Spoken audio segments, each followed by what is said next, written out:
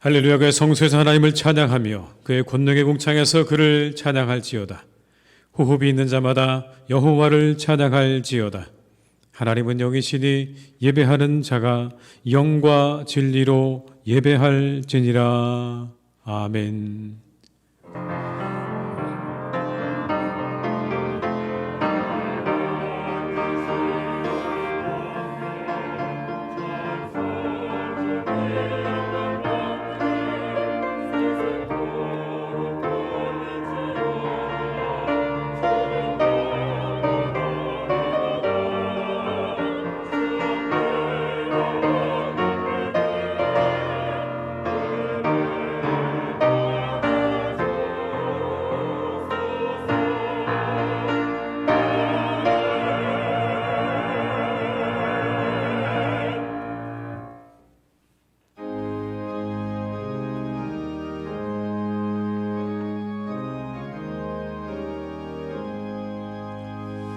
영광의 왕 그 다 경배하며 그 크신 사랑을 찬송하라. 예부터 영원히 참방패시니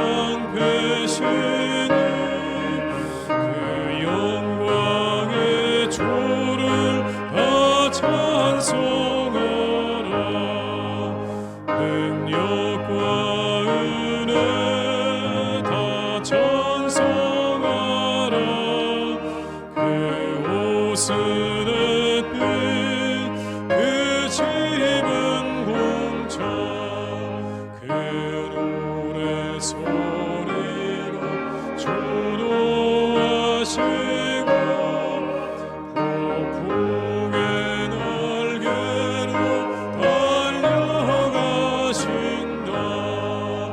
저 아름답고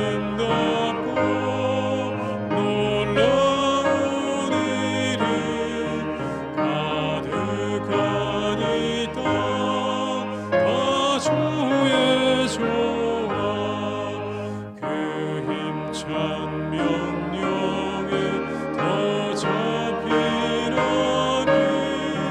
저 푸른 바다는 곧 자라리라. 질그릇같이 연약한 인생 주 의지하여 늘 강건하리. 온 백성 지으신 난 왕이시니 그 자비 영원히 변함없어라. 아멘.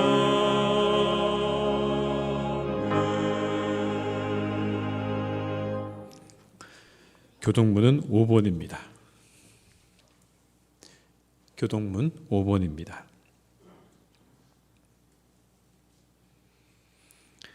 여호와 우리 주여, 주의 이름이 온 땅에 어찌 그리 아름다운지요. 주의 대적으로 말미암아 어린 아이들과 젖먹이들의 입으로 권능을 세우시며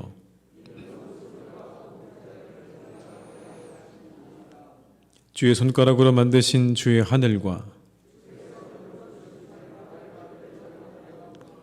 사람이 무엇이기에 주께서 그를 생각하시며 그를 하나님보다 조금 못하게 하시고 주의 손으로 만드신 것을 다스리게 하시고 만물을 그의 발 아래 두셨으니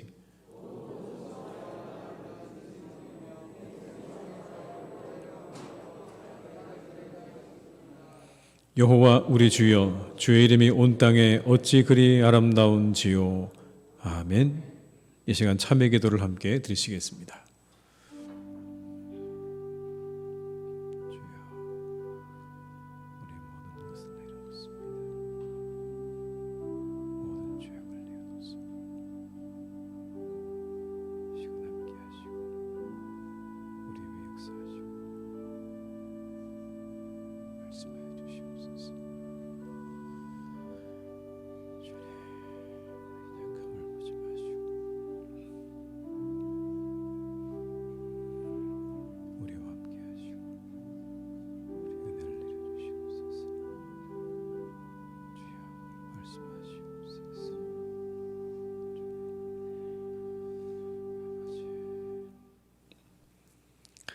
악인은 그의 길을, 불의한 자는 그의 생각을 버리고 여호와께로 돌아오라. 그리하면 그가 긍휼히 여기시리라. 우리 하나님께로 돌아오라. 그가 너그럽게 용서하시리라. 아멘. 나는 전능하신 아버지 하나님 천지의 창조주를 믿습니다. 나는 그의 유일하신 아들 우리 주 예수 그리스도를 믿습니다. 그는 성령으로 잉태되어 동정녀 마리아에게서 나시고 본디오 빌라도에게 고난을 받아 십자가에 못 박혀 죽으시고 장사된 지 사흘 만에 죽은 자 가운데서 다시 살아나셨으며 하늘에 오르시어 전능하신 아버지 하나님 우편에 앉아 계시다가 거기로부터 살아있는 자와 죽은 자를 심판하러 오십니다. 나는 성령을 믿으며 거룩한 공교회와 성도의 교제와 죄를 용서받는 것과 몸의 부활과 영생을 믿습니다. 아멘.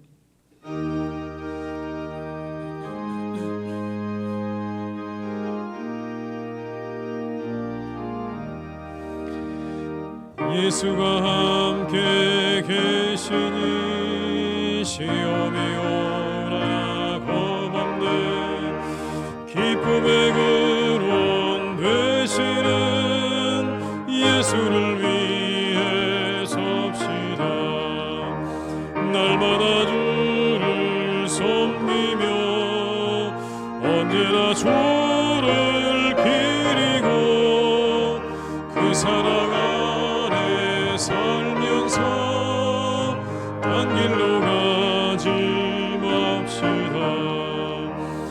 이 세상 사는 동안에 주 이름 전파하면서 무한한 복락 주시는 예수를 위해 삽시다. 날마다 주를 섬기며 언제나 주를 기리고 그 사랑 안에 살면서 딴 길로 가지 맙시다. 이 세상 친구 없어도 예수는 나의 친구니 불의한 일을 버리고 예수를 위해 삽시다. 날마다 주를 섬기며 언제나 주를 기리고 그 사랑 안에 살면서 딴 길로 가지 맙시다. 주께서 심판하실 때 잘했다 칭찬하리니 이러한 상급 받도록 예수를 위해 섭시다. 날마다 주를 섬기며 언제나 주를 기리고 그 사랑 안에 살면서 딴 길로 가지 맙시다.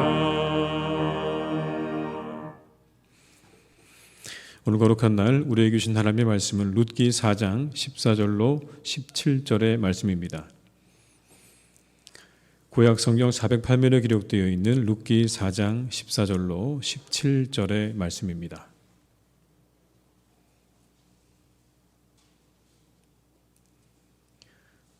룻기 4장 14절로 17절의 말씀을 받들어 봉독하겠습니다. 여인들이 나오미에게 이르되 찬송할지로다. 여호와께서 오늘 내게 기업 물을 자가 없게 하지 아니하셨도다. 이 아이의 이름이 이스라엘 중에 유명하게 되기를 원하노라. 이는 내 생명의 회복자이며 내 노년의 봉양자라. 곧 너를 사랑하며 7 아들보다 귀한 내 며느리가 낳은 자로다 하니라. 나오미가 아기를 받아 품에 품고 그의 양육자가 되니 그의 이웃 여인들이 그에게 이름을 지어주되 나오미에게 아들이 태어났다 하여 그의 이름을 오벳이라 하였는데 그는 다윗의 아버지인 이새의 아버지였더라. 아멘.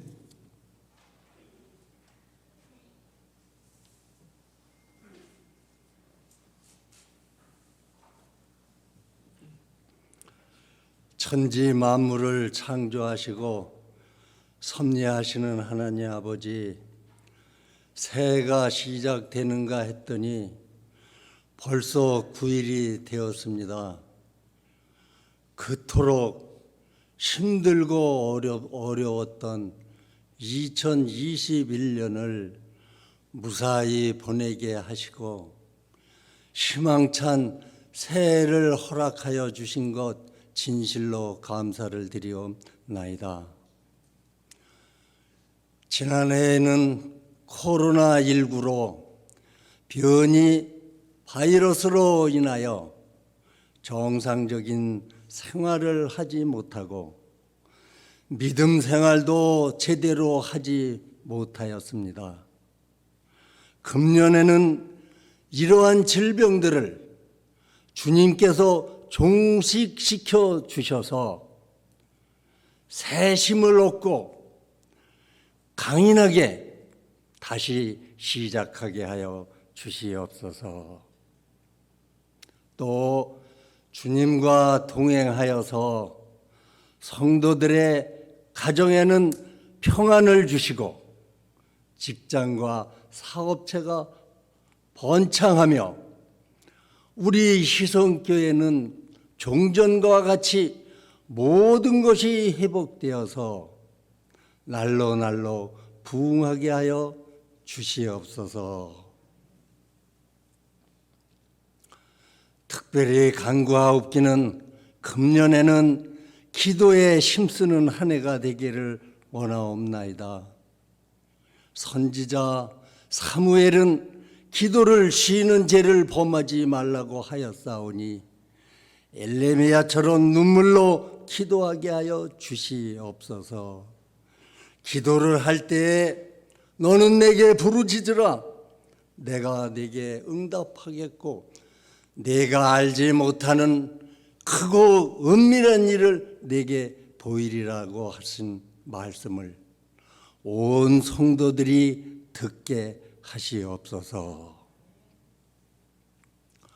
오늘 이 예배 시간에는 사도 바울이 고백한 것 같이 내가 나된 것은 주님의 은혜라는 것을 명심하고 주님께 온 마음과 정성을 다하여 예배를 드리는 시간이 되게 하여 주시옵소서. 단위의 목사님 세우셨습니다. 성령의 두루마기를 입혀 주시옵소서. 성령님이 함께 하셔서 선포되는 말씀이 진리의 말씀, 생명의 말씀이 되게 하여 주시옵소서. 희성교회를 사랑하시는 하나님 아버지, 우리 교회는 사람의 지식이나 생각, 방법, 수단에 의해서 인도되는 것이 아니라 하나님께서 이스라엘 민족을 이끄셨던 그 인도함으로 우리 교회가 인도되게 하여 주시옵소서. 하나님, 특별히 올해는 대통령 선거를 하는 해입니다. 우리나라는 정치, 경제, 문화, 사회에 걸쳐 총체적으로 전반적으로 어려움을 겪고 있습니다.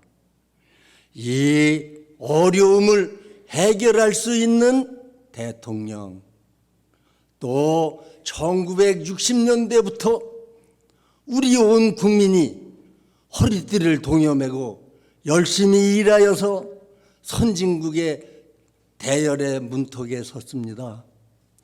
이 문턱을 넘어갈 수 있는 대통령을 선출하게 하여 주시옵소서. 또 하나님 아버지, 북녘 땅에서 고생하는 우리 동포들 경제가 부흥하게 하여 주시옵시고 금년도에는 하나님의 말씀이 보급되게 하여 주시옵소서. 할렐루야, 솔리스트가 주님께 찬양을 올립니다. 영광 받아 주시옵소서. 감사하고 우리를 구원하신 예수님의 이름으로 기도드리옵나이다.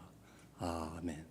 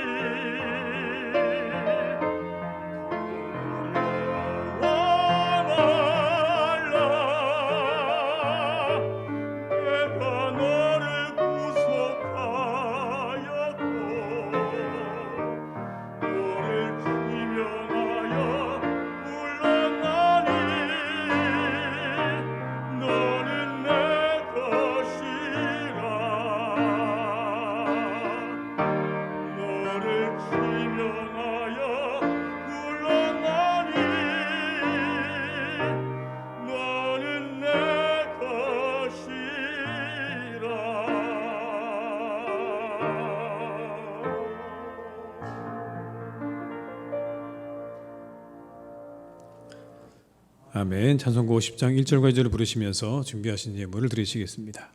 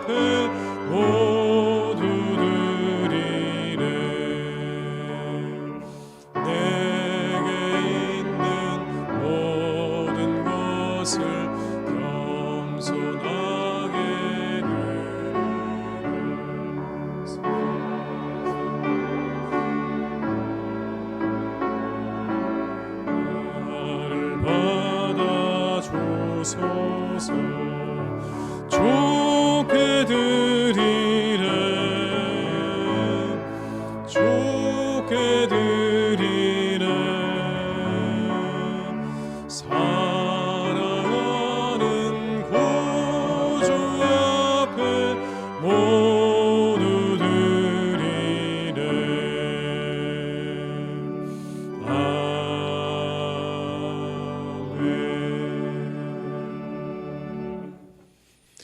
하나님 아버지 감사드립니다. 2022년의 첫 주 은혜 가운데 잘 지내게 하시고 이렇게 주님께 예배하게 하시니 감사드립니다.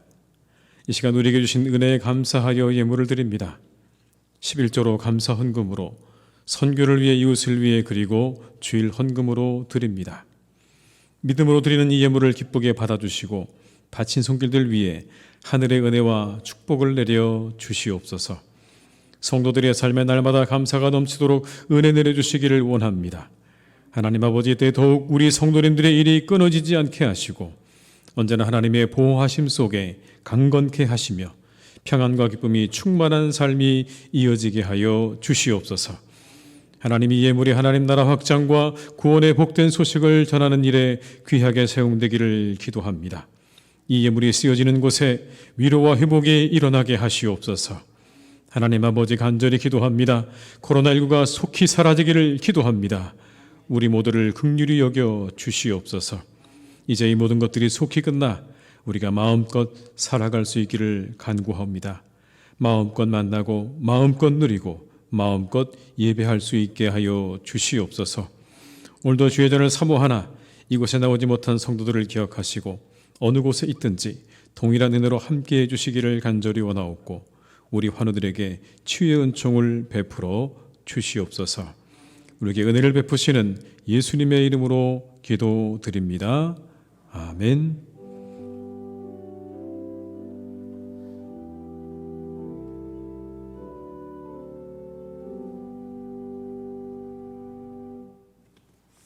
교회 소식을 말씀드리겠습니다. 올해 우리 교회 표어는 주여 회복하소서입니다.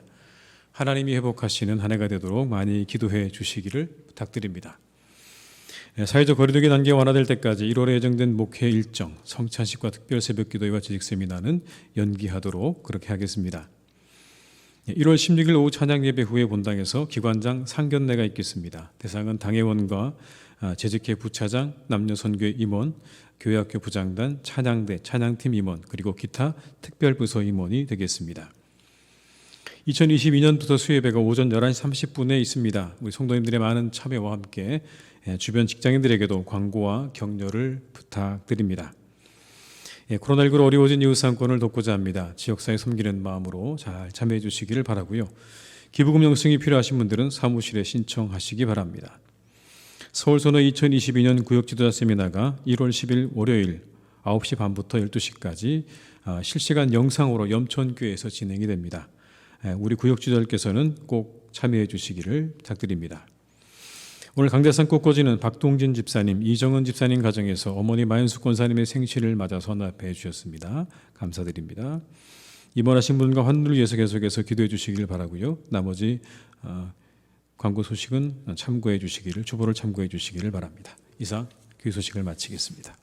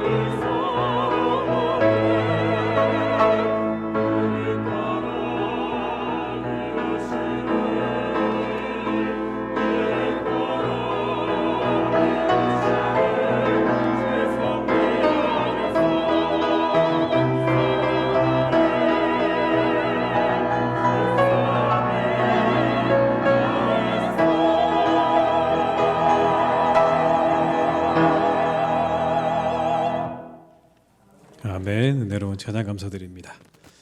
이 시간 함께 하시는 모든 분들에게 하나님의 은혜가 함께 하시기를 주님의 이름으로 축원합니다. 미국의 한 고등학교 학생이 배우가 되고 싶어서 할리우드로 찾아갔습니다. 영화 관계자들이 보고서는 경험이 없고 나이가 어리다는 이유로 계속해서 면접 볼 때마다 퇴짜를 놨습니다. 또 어렵게 면접 기회가 찾아왔습니다. 면접 자리에 딱 섰는데 그동안 면접을 보느냐고 지친 면접관들이 그 학생을 향해서 이렇게 말합니다. 당신의 자료는 우리가 다 살펴봤으니까 소개할 필요는 없고 가장 잘할 수 있는 특기가 무엇인지 간단하게 대답해 보세요. 간단하게 대답해 보세요. 그래서 씩씩하게 이렇게 답을 합니다. 저의 특기는요, 사람을 웃게 만드는 겁니다. 사람을 웃게 만들 자신이 있습니다. 그래요? 그럼 한번 보여주세요. 대신에 빠르고 간단하게 보여주시면 좋겠습니다. 사실은 좀 귀찮다는 듯이 그렇게 말하는 거죠. 빠르게 간단하게 그렇게 자신의 장점을 보여주면 좋겠다. 그랬더니 이 학생이 시험장문을 벌컥 열고 이렇게 소리쳤습니다. 면접을 기다리는 여러분, 이제 다 집으로 돌아가셔서 식사하세요. 면접관들이 저를 뽑기로 결정했습니다. 그 이야기를 들은 면접관들이 다 한바탕 웃었습니다. 그리고는 정말 그의 재능이 인정을 받아서 그가 채용이 되었습니다. 그가 바로 여러분 미국 코미디의 황제라고 불리는 밥 호프라고 하는 바로 그 사람입니다. 웃으면 마음이 회복됩니다. 그렇죠. 우리 한번 서로 웃으면서 인사하시겠습니다. 잘 오셨습니다. 반갑습니다. 환영합니다. 대신 웃으셔야 돼요. 환하게. 우리는 그 어느 때보다 간절히 회복을 기다리고 있죠. 아마도 우리가 기다리는 회복은요 2년 전일 것 같아요. 2년 전에 마스크도 안 쓰고 마음껏 찬양하고 마음껏 예배하고 마음껏 만나고 이 예배 다 끝나고 나면 밑에 내려가서 식당에 가서 맛있는 음식을 먹었던 그때를 우리 모두는 다 기다립니다. 회복을 기다리고 있죠. 속히 그런 회복이 찾아오기를 우리가 함께 기도할 때 반드시 올 한 해 가운데 그런 일이 있을 줄 믿습니다. 그런데 여러분 우리가 이렇게 모두가 기다리고 있는 회복 말고도요 우리 개인적으로도 우리는 회복을 기다리죠. 예를 들면 이런 겁니다. 어떤 사람은 건강해지기를 기도하고 또 어떤 사람은 우리의 하는 일이 잘 회복되어지기를 바라고 기도하는 분도 있고요. 또 어떤 분들은 관계가 좀 회복되기를 간절히 바라고 기도하는 분들도 있습니다. 이처럼 우리의 삶 가운데 늘 우리는 무언가 회복되기를 기대하고 기다리고 또 기도하는 삶을 살죠. 여러분 그렇다면 이렇게 우리에게 회복이 필요한 이유가 뭘까요? 왜 우리는 회복을 기다리며 우리에게 회복이 필요한 이유가 뭘까요? 첫 번째는 이겁니다. 회복은 우리 삶을 이어갈 원동력이기 때문에 그렇습니다. 회복이 되어야 우리의 삶이 이어갈 수 있는 겁니다. 그렇죠. 육체적인 회복이 되어야 다음 날이 우리에게 있는 거죠. 정신적인 것도 마찬가지입니다. 우리의 모든 정신적인 상처나 스트레스가 회복되지 못하면 일상을 이어나가기가 어렵습니다. 그 모든 것들이 잘 회복될 때만 우리가 그 다음을 바라볼 수가 있죠. 근데 여러분 사람이요 일과 휴식과 이와 같은 것들이 다 균형 잡힌 삶을 살 때 가장 행복하고 건강한 삶을 살 수 있는데 오늘 우리가 살아가는 현대 사회는 그렇게 살아가기가 참 어렵다고 이야기들을 합니다. 왜냐하면 너무 밝대요. 밤이. 생각해보니까 그런 것 같습니다. 여러분 제가 어렸을 때만 해도요 밤이 어두웠던 것 같아요. 일찍 불을 끄고 그냥 다 잠자리에 들었던 것 같은데 지금은 밤이 대낮 같잖아요. 일을 해야 되는 때인지 자야 되는 때인지 구분이 되지 않아서 사람들이 잠을 안 잔다는 겁니다. 더군다나 여러분 일을 하지 않는다고 우리가 다른 것 하는 게 아니고요 손에 늘 뭔가가 들려있대요. 핸드폰이 들려있든지 컴퓨터가 들려있든지 늘 그렇게 우리 손 안에 들려있는 컴퓨터와 핸드폰 때문에 우리의 정신은요 잠시도 쉼을 쉬지 못한다는 겁니다. 잠자리에 누울 때까지 그러면 우리는 언제 온전한 쉼을 누려본 적이 있는가라고 물어보고 싶습니다. 사람들에게 잠이 필요한 이유에 대해서 다음과 같이 설명을 합니다. 먼저는 일상생활에서의 스트레스 회복을 위해서 우리에게 잠이 필요하다는 거예요. 바이오리듬상 밤이 되면 여러분 우리의 모든 신경세포가 완전히 녹초가 된다고 합니다. 그냥 녹초가 돼서요 잠을 자야만 그 세포가 다시 회복이 된다는 거예요. 꼭 여러분 이렇게 과학적인 이야기를 들먹이지 않아도요 우리가 잘 자고 일어나면 어떻습니까? 상쾌한 그런 머리와 그리고 몸이 느껴지잖아요.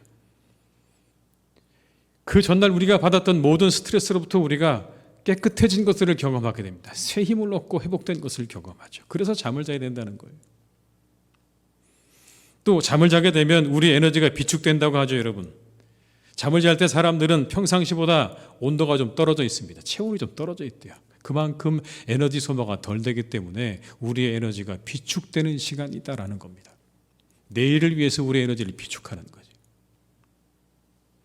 또 이런 효과도 있습니다. 기억과 망각에 도움이 된대요. 우리가 잠이 들면 그냥 잠자는 것 같지만 우리의 뇌는 계속해서 활동을 한답니다. 그 전날 받아들였던 모든 정보를 정리하고 그리고 그 모든 정보를 저장하고 때로 어떤 정보들은요 그냥 버리는 거죠. 참 놀랍지 않습니까? 필요 없는 정보로 머릿속이 과도해지지 않도록 과도하게 복잡해지는 것들을 막아주는 거예요. 잠이요. 그냥 자고 있으면 우리의 머리가 그냥 알아서 정리를 한다는 겁니다. 뭘 받아들여야 될지 뭘 버려야 될지를 정리해서 그 다음날 딱 일어나면요 우리의 정신이 깨끗하고 맑아지는 것을 경험하죠. 잠자는 동안 내가 계속해서 활동하기 때문에 그렇다는 것. 그리고 꿈은요 우리의 욕구가 해방되고 해소되는 시간이래요. 우리가 막 꿈을 꿔는 건 우리의 억눌린 그 욕구가 해방되고 해소되는 시간이라는 거예요. 마음껏 내가 해보지 못한 눌려있는 그 모든 욕망들이 해소되어지고 해방되어지는 그런 자유함을 얻는 시간이 바로 우리가 잠을 자는 시간이라는 겁니다. 얼마나 여러분 그러니 잠자는 시간이 우리에게 중요합니까? 잠을 잘 자야 그래야 내일의 삶을 이어갈 수 있는 겁니다. 잠을 통해 건강한 정신과 몸을 유지할 수 있고요. 그 회복을 통해 우리는 우리의 삶을 건강하게 살아갈 수가 있는 거죠. 회복은 이처럼 우리를 건강한 상태로 다시 돌리는 겁니다. 회복은 우리를 건강한 상태로 다시 돌리는 겁니다. 쉼을 통해 회복되는 것이고요. 그리고 교제를 통해 우리는 회복되어 가는 거예요. 참 놀라운 건 우리가 회복될 때 다른 사람이 나와 같다는 사실 하나만으로도 우리는 회복을 경험해요. 우리 회복은 많은 경우 다른 사람들과의 만남을 통해서 이루어지는데 그 가운데 여러분 특별한 게 아니고요. 아, 저 사람과 내가 다르지 않구나. 같은 문제를 가지고 고민하고 있고 같은 문제를 우리가 기도하고 있구나라는 것만 하기라도요. 우리의 마음은 힐링이 된다고, 회복이 된다는 겁니다. 여러분 제가 그런 것들을 경험해요. 어디 가서 그런 것들을 경험하냐면 같은 목회자들의 모임에 가서 그런 것들을 경험합니다. 저도 만나게 되면 그 가운데 우리 현장에서의 고민을 이야기합니다. 다 여러분들에게 이야기할 수 없는 고민들과 또 그 삶을 나누다 보면요. 그 안에서 자연스럽게 모든 것들이 회복되는 것들을 경험해요. 아, 같은 생각들을 하고 있구나. 같은 고민들이 있구나. 같은 기도의 제목을 가지고 있구나. 이것만 확인하고 돌아와도요. 제 마음이 한결 가벼워지고 편안해지는 것들을 경험합니다. 힐링의 시간이죠. 미국 옥스퍼드 대학의 로빈 던바라는 교수가 프렌즈라는 책을 썼습니다. 프렌즈. 영어 그대로 그냥 우리가 번역하면 친구들이라는 뜻이죠. 친구들. 근데 이 로빈 던바 교수는요. 진화 인류학자입니다. 진화 인류학자. 모든 인류는 진화했다 라고 하는 기독교하고는 잘 어울리지 않는 사람이에요. 그런데 이 사람이 왜 이런 친구라는 책을 썼냐면 뭔가 의문이 생긴 거예요. 인류 내지는 사람들이 하는 친구 맺기 이게 과연 왜 일어나는가라고 하는 거에 대한 의문 때문에 이 책을 쓰는 거예요. 진화 인류학적으로 보게 되면 시간과 돈을 들여서 누군가와 친구를 맺는 이 일은 생존에 도움이 안 되는 거래요. 경제적으로 이득도 안 되는 거예요. 그런데 인간들은 그 진화 인류학적인 입장에서 벗어나서 사람들하고 계속해서 만나거든요. 그게 이상했던 거예요. 인간을 포함해서 모든 동물들은 다 생존과 번식에 최적화되어 있는 환경을 추구해 나간다고 그렇게 알고 있는데 비용만 들어가는 친구 맺기 이건 아무리 생각해봐도 진화 인류학적으로 보면 이해가 안 되는 겁니다. 그래서 이 사람이 책을 쓴 거예요. 친구와 우정이라고 하는 과학적인 그러한 주제는 아니지만 20년간 전 세계에서 이루어진 온갖 연구를 살펴서 책을 쓴 겁니다. 그런데 그 결과가 뭔지 아십니까? 여러분 이겁니다. 친구 맺기에 성공한 인간이야말로 건강하게 오래 살아남는 우수종이다. 이게 그의 결론입니다. 친구 맺기에 성공한 사람이야말로 건강하게 오래 살아남는 우수한 종자다. 그게 그의 결론이에요, 여러분. 그게 무슨 얘기입니까? 친구를 잘 사귀는 사람, 만남과 교제를 잘 갖는 사람이 건강한 삶을 산다. 그 사람이 건강하게 오래 살아간 것이다. 이것만큼은 분명하다라는 거예요.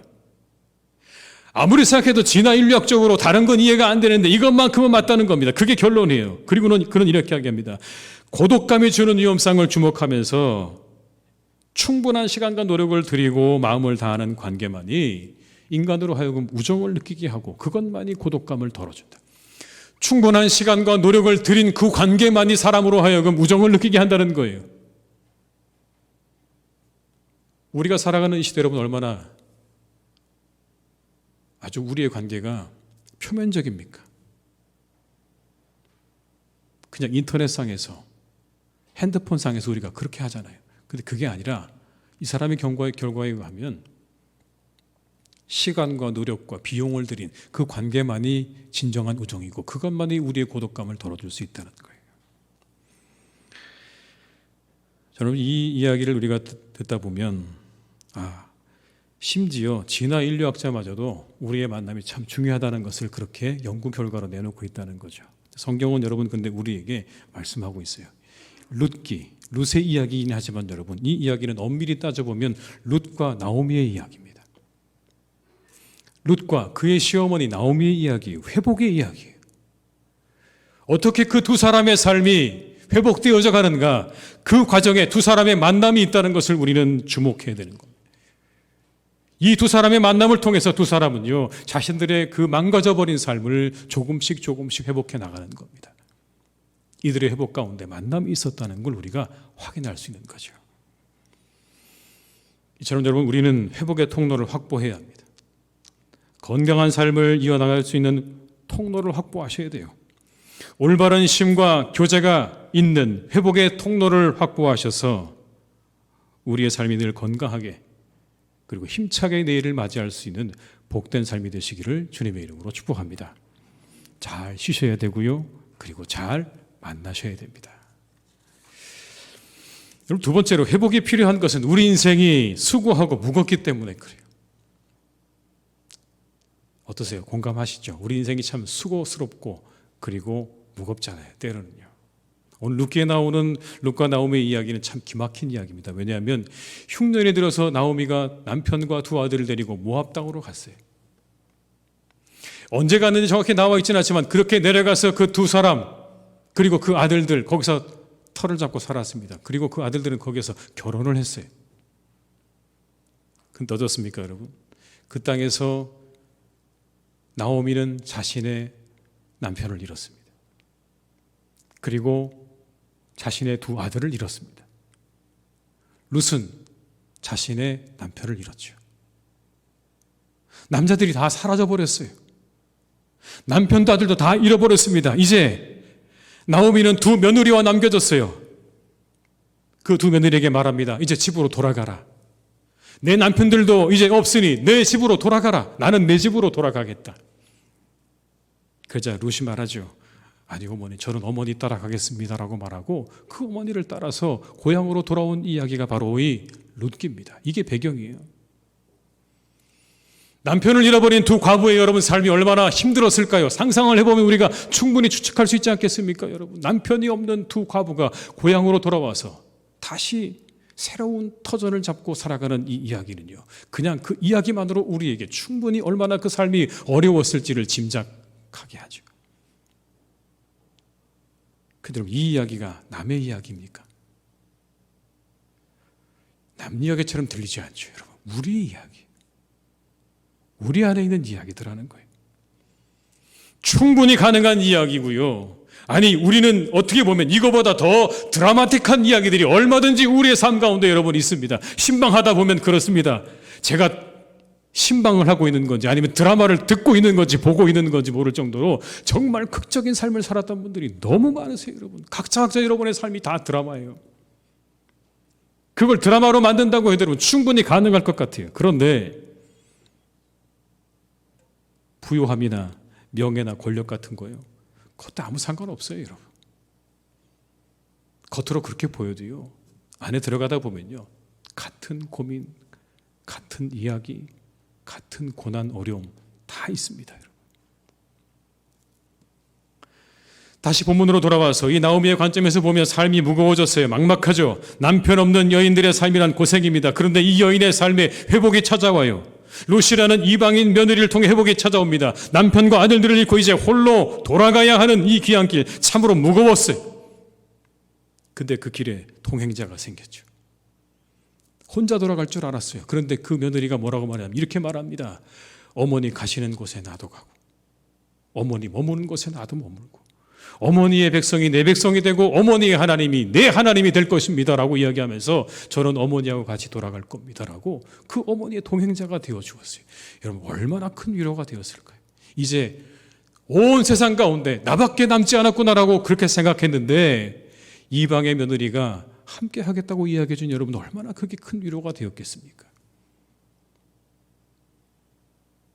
그러나 그것도 잠시 그들이 돌아온 삶은요 막막했어요. 루시 시어머니 나오미에게 근데 이렇게 말을 합니다. 어떻게 먹고 살아야 될지를 정말 막막한 그런 상황에서 루시 시어머니에게 말합니다. 2장 2절의 말씀을 제가 읽어드릴게요. 모압 여인 루시 나오미에게 이르되 원하건대 내가 밭으로 가서 내가 누구에게 은혜를 입으면 그를 따라서 이삭을 죽겠나이다 하니 나오미가 그에게 이르되 내 따라 갈지어다 하며. 이게 무슨 말이죠 여러분? 그 며느리가 이렇게 말하는 거. 어머니 제가 나가서 밭에 나가서 이삭을 주워 살겠습니다. 이삭 주워 오겠습니다. 걱정하지 마세요.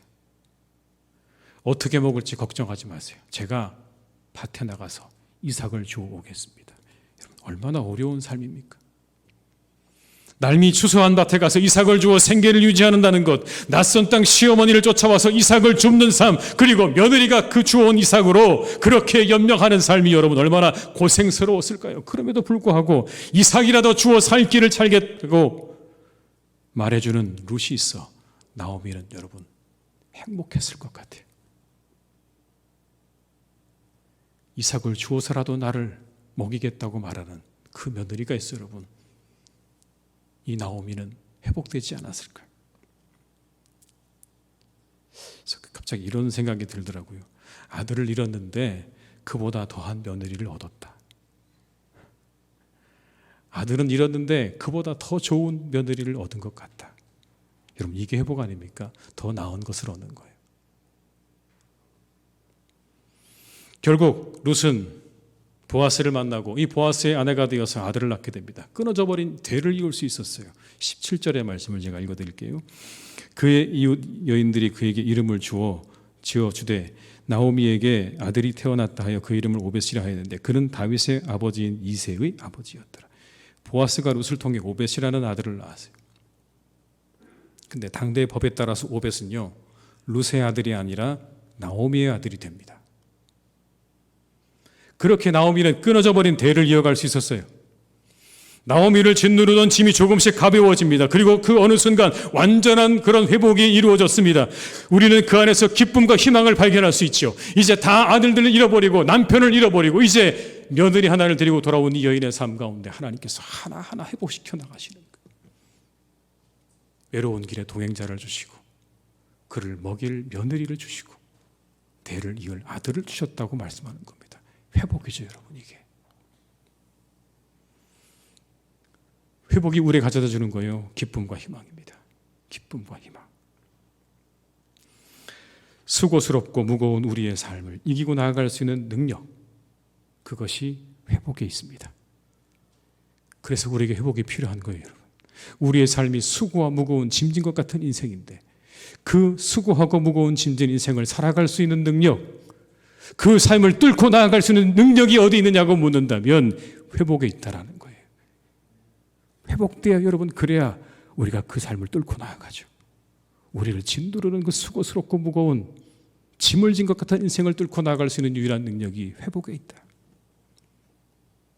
남의 이야기인데 여러분 우리의 가슴이 벅차오르지 않으십니까? 우리의 마음이 기뻐지는 것을 경험하지 않으시나요? 아주 오래전 사람인데 한 번도 본 적이 없는 사람인데 이 사람의 삶이 이렇게 회복되어졌다는 이야기만을 들어도 우리의 마음 가운데 여러분 뭔가 뭉클하게 올라오는 게 있잖아요.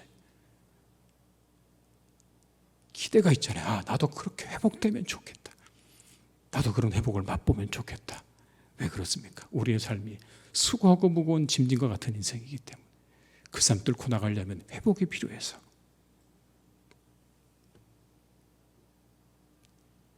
그렇게 우리에게 회복이 필요한 우리의 삶에 주님께서 이렇게 말씀하세요. 수고하고 무거운 짐진 자들아 다 내게로 오라. 내가 너희를 쉬게 하리라. 우리를 너무나 잘 아시죠? 수고하고 무거운 짐진 인생이라는 것 우리 주님 너무 잘 아세요. 그래서 우리를 초청하세요. 와라. 얼마나 무겁고 힘드냐. 내게 와라. 내가 너를 쉬게 하겠다. 복음서요. 복음서는 주님을 만나 회복된 사람들의 이야기. 그들을 짓누르던 모든 것으로부터 자유하게 하시고 회복시키신 주님의 이야기가 바로 복음서입니다. 여러분, 그분을 만나서 회복된 사람들의 이야기로 가득합니다. 그것이 귀신이 되었든지 아니면 때로는 질병이 되었든지 아니면 때로는 배고픔이 되었든지 그들을 짓누르는 염려와 걱정이 되었든지 그런 인생들을 만나시고 그런 인생들을 부르셔서 그 삶을 잘 살아갈 수 있도록 회복시키신 이야기가 예수님의 이야기라는 겁니다. 사랑하는 교우 여러분, 나오미가 룻을 통해 자신의 삶을 회복시켜 나갔던 것처럼 주님을 통해 우리의 삶이 회복되기를 축복합니다.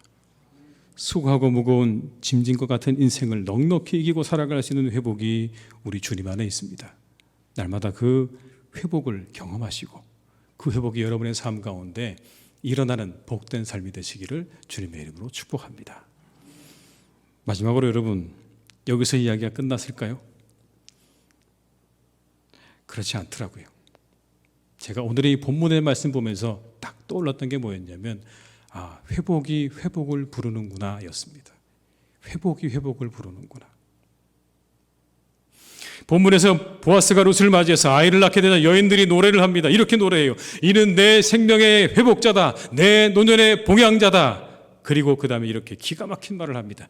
7 아들보다 귀한 내 며느리가 낳은 자로다. 7 아들보다 귀한 내 며느리가 낳은 자라. 여러분, 이 말씀 정말 기가 막힌 말씀이에요. 왠지 아십니까? 15절 말씀 같이 한번 볼까요? 제가 읽어드릴게요. 이는 내 생명의 회복자이며 내 노년의 봉양자라. 곧 너를 사랑하며 7 아들보다 귀한 내 며느리가 낳은 자로다 하니라. 여러분, 이 노래 속에 뭐가 있습니까? 여인들의 회복이 있는 거예요. 이제 모든 게 다 끊어져 버린 것 같은 나오미의 삶을 통해서 회복을 보게 된 그들이 마치 자신들의 1인 양 반가워하는 이 여인들의 노래 속에서 우리가 느낄 수 있는 건 회복입니다. 하나님께서 하셨습니다. 당신을 하나님께서 회복시키셨습니다라고 그렇게 말을 하면서 그들은 그들의 삶 속에서 자신들의 회복을 경험하는 거예요. 얼마나 여러분 이 가운데도 수고스러운 사람이 많았을까요? 그런데 그 두 사람의 회복을 보면서 우리도 회복될 수 있겠구나. 저렇게 다 망가져버린 것 같은 인생인데 하나님이 저렇게 다시 회복시키시는구나. 여러분, 그들의 마음에 회복이 일어나는 거죠. 그래, 우리도 회복될 수 있다. 기쁨의 노래예요. 회복의 노래예요. 지금 이야기가 달라져서 그런 말 잘하지 않지만 옛말에 이런 말이 있죠. 잘 키운 딸 하나 열아들 부럽지 않다. 여러분 그런 얘기 들어보셨죠? 잘 키운 딸 하나 열아들 부럽지 않다. 이런 말이 있어요. 오늘 말씀에 비슷한 말씀이 나오죠. 7 아들보다 귀한 내 며느리가 낳은 자란. 여러분 이 이야기, 성인 남성만이 사람으로 취급받던 시대, 여성들은 계수에도 들어가지 않았어요. 사람 취급 못 받았다는 얘기죠. 그런데 오늘 여러분 뭐라고 말을 합니까? 내 며느리가 7 아들보다 낫다. 내 며느리가 7 아들보다 낫다. 딸도 아닌 내 며느리가 7 아들보다 낫다. 여러분, 여기 나오는 며느리라는 말에 여러분 여성들의 한이 들어있는 것 같아요. 다 며느리로 살잖아요. 여러분, 며느리로 살면서 그들이 가지고 있었던 그 마음의 서름과 한이 여러분 이 단어 속에 숨어 있는 겁니다. 7 아들보다 내 며느리가 낫다. 얼마나 여러분 이 이야기 속에 그들이 가지고 있는 억눌림과 한이 여러분 보이지 않으십니까? 그런데 이렇게 말하는 거예요. 그 며느리가 그 아들들보다 낫다고요. 아무것도 아닌 것 같은 존재라고 생각했는데 자신들을 아무리 둘러보아도 사람으로 인정받지 못하는 그런 삶을 살고 있는 자신들.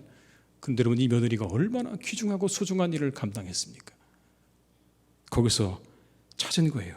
우리가 얼마나 귀중한 사람들인지, 며느리로 살고 있는, 여성으로 살고 있는 우리가 얼마나 소중하고 귀중한 사람들인지를 여러분 이 두 여인의 삶에서 발견한 겁니다. 그리고 그들이 회복이 된 거예요. 우리가 더 낫다. 저 아들들보다, 저 남자들이 자랑하는 아들들보다 우리가 더 낫다고 하는 여러분 자유와 진정한 회복을 이 두 여인의 사건 속에서 다른 여인들이 경험했다는 겁니다. 회복의 회복을 낳은 거죠. 두 여인의 회복의 이야기가 다른 여성들을 회복시킨 거예요. 이 회복이 하나님의 방향입니다. 이 본문 전체가 우리에게 보여주시는 메시지예요. 하나님은 여인들의 회복을 바라시는 하나님이십니다. 두 사람의 이야기를 통해서 말씀하시고자 하는 것은 여인들의 회복을 원하시는 하나님, 누군가의 회복을 원하시는 하나님, 철저하게 누군가가 회복되게 원하시는 하나님의 그 마음을 오늘의 이 사건은 우리에게 보여주고 있는 것입니다. 그래서 우리는 회복으로 가야 돼요. 회복의 방향으로 가야 돼요. 내가 회복되고 남도 회복되는 그런 삶을 살아가시기를 주님의 이름으로 축복합니다. 정말 여러분 그런 멋진 삶을 사시기 바라요. 내가 회복되고 다른 사람을 회복시키는 삶. 내가 여러분 회복되면 굳이 다른 사람을 회복시키지 않아도 돼요. 그냥 내 삶을 바라보면서 오늘의 이 말씀처럼 누군가는 회복이 될 테니까요. 아, 저기 회복이 있는 거구나. 저 사람분이 회복의 가능성이 있는, 희망이 있네. 우리 안에 올 한해 그런 일이 많아지면 좋겠습니다. 회복이 회복을 부르는 역사. 내가 회복되고 내 옆에 사람이 회복되고, 내가 회복되고 우리 구역이 회복되고, 내가 회복되고 우리 여전도회가 회복되고, 내가 회복되고 우리 공동체가 회복되어지는 역사가 우리 가운데 풍성하게 일어나는 한 해가 될 수 있기를 주님의 이름으로 축원합니다. 우리가 가야 할 방향입니다. 그리고 그것이 많지 않아도 우리가 회복되는 것을 경험한다면, 눈으로 본다면 자연스럽게 우리 모두에게 회복의 은혜가 오늘의 이 말씀처럼 임하게 될 것입니다. 그래서 우리가 이 연말에 이 이야기처럼 한번 고백하면 좋겠습니다. 우리가 정말 회복되었다. 우리를 누르고 있던 그 모든 것들이 다 우리에게서 벗어졌다. 우리가 자유하다. 그런 연말을 맞이할 수 있도록 우리 가운데 풍성한 회복의 이야기들이 가득한 그런 복된 공동체와 우리 성도님들 다 되시기를 주님의 이름으로 축복합니다. 기도하시겠습니다. 아버지 하나님 참 감사합니다. 우리는 회복이 필요한 사람들입니다. 우리 인생이 수고하고 무거운 짐진 것 같아서 우리는 날마다 회복이 필요하고, 우리가 가지고 있는 인간적인 한계 때문에 우리는 늘 회복이 필요합니다. 그 회복을 주님 안에서 찾게 하시고, 그 회복을 우리의 만남 가운데서 찾게 하시고, 그 회복을 하나님 올바른 쉼 가운데서 찾게 하여 주시옵소서. 우리가 회복되어져서 내 옆에 사람과 우리의 교회가 회복되어지는 놀라운 은혜가 우리 가운데 풍성하게 일어나는 한 해가 되기를 간절히 원하오니, 우리 가운데 하나님 회복의 이야기들로 채우시고 함께하여 주시옵소서. 우리가 함께 이 안에서 회복되어지는, 함께 손을 맞잡고 기뻐하고 즐거워하는 회복의 노래를 함께 부를 수 있도록 이 한 해 우리를 인도해 주시기를 간절히 원하옵고, 예수님의 이름으로 기도드립니다. 아멘.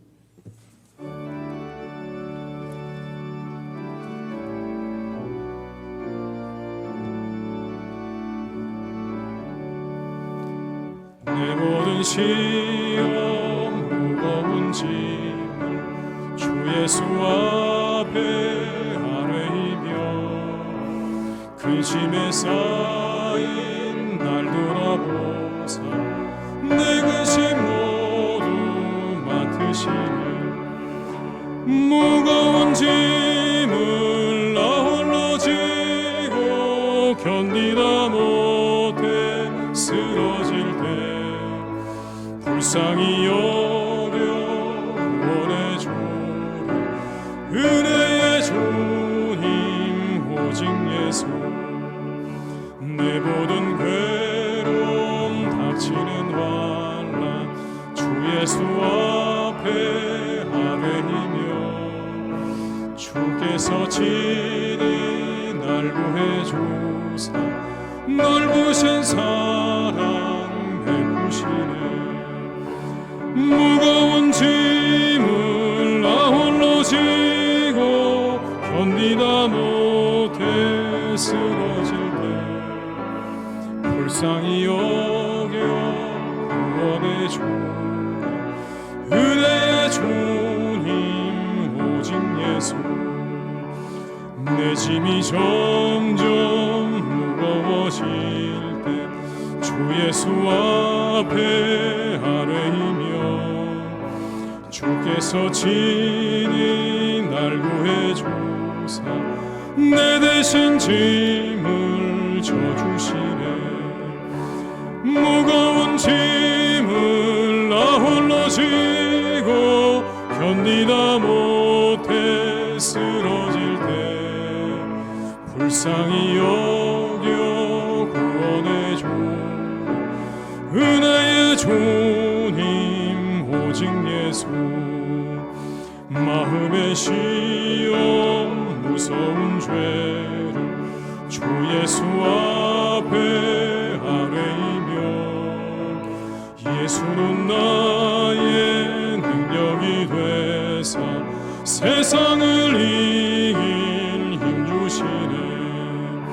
무거운 짐을 나 홀로 지고 견디다 못해 쓰러질 때 불쌍히 여겨 구원의 조례 은혜의 존힘 오직 예수. 지금은 우리 주 예수 그리스도의 은혜와 아버지 하나님의 크신 사랑하심과 성령님의 교통하시며 인도하시는 은혜가 이 시간 하나님 앞에 예배하며 수고하고 무거운 짐진과 같은 우리의 인생, 이 인생을 주님 안에서 회복하기를 원하고 다짐하며 세상으로 나아가는 우리 모든 교우들과 가정 위에, 일터 위에, 우리 교회 위에, 나라와 민족 위에, 온 열방 위에 이제와 영원토록 함께 하시기를 간절히 축원하옵나이다. 아멘.